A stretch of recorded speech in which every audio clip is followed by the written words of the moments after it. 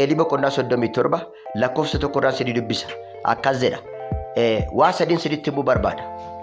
Tokko waa'ee jireenya keessanii waan barbaachisu walitti isinii qabamuu dubbadha. Lama immoo ijaaramuu dubbadha. Sadi immoo jiraachuu isaa kan hin duune ta'uu isaa jechaadha. Maqaa Waaqayyoo haa ulfaatu. Kanan isinitti dubbadha. Akkas jedha. Harki Waaqayyoo anarra ture.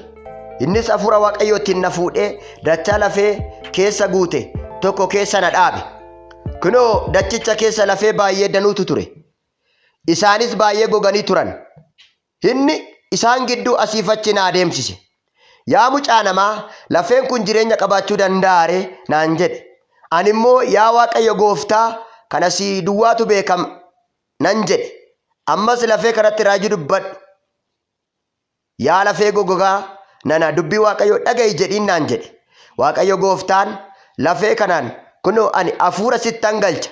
Atis hin jiraatta. Ani ribuu si keessa nan kaa'a. Foon sittan godha. Gogaa sittan uffisa.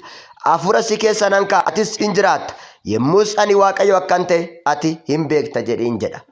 Hallelujah. Seenaan kee jijjiirama. Mee akkas jedha seenaan koo jijjiiramadha. Seenaan kee jijjiirama waan jedhu irratti dubbadha. Waaqayyo jalqabatti kakuu moofaa keessaa Isqeelitti yeroo dubbatu argina. Waaqayyo jalqaba Isqeelitti gaafa argisiisu waan isa gararraa jiru waan isa gajjallaa jiru adda baasuudhaaf waan ani danda'uu fi waan inni hin danda'u jedhu adda baasuuf Waaqayyo lafa kanatti Isqeelitti mul'ata tokko agarsiisa. Isqeelii mul'ataan lafee gogaa arge. Lafee goggogaa jechuun lafeedhuma ta'ee isa foon hin qabne suba gogaa bittinna'aa ta'e kan walitti hin ijaaramne kan taa'u arge. Mul'ataan argeetu Isqeelii lafeedhuma goggogaa dhuma kana laala. Mul'ataan argeetu Isqeel lafeedhuma goggogaa kana taa'eetuma maa inni kun jedha. Utuma akkasitti ergaadhaan Waaqayyotti dhufe sagalee raajitiin. Akkas jedheen yaa Isqeel yaa mucaa namaa, lafeen goggogaan kun jireenya godhachuu danda'aareedheen.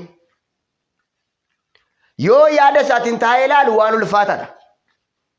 Lafeen foon yoo qabaate malee, dhiiga yoo qabaate malee, gogaa yoo qabaate malee akkamitti walitti dhufuu danda'a?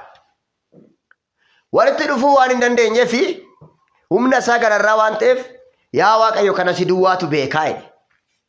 Galanna Waaqayyo haa ta'u. Waaqayyo waa'ee kee beeka. Mee ameen jedhaa. Mee Waaqayyo waa'ee koo beekadha. Isa Waaqayyotu waa'ee koo beeka. Waaqumatu waa'ee kiyya yaadee beeka kan jettan Waaqni waa'ee kee beeka. Mee Waaqni waa'ee koo beekadha. Duwwaa ta'uu kee, qabaachuu kee, dhabuu kee Waaqa beeka. Waa'ee koo Waaqa beeka kan jettan namni naan beeku kan jettan Waaqayyo waa'ee keessan beeka. Mee amantiidhaan Waaqayyo waa'ee koo beeka jedhaa ammayyuu.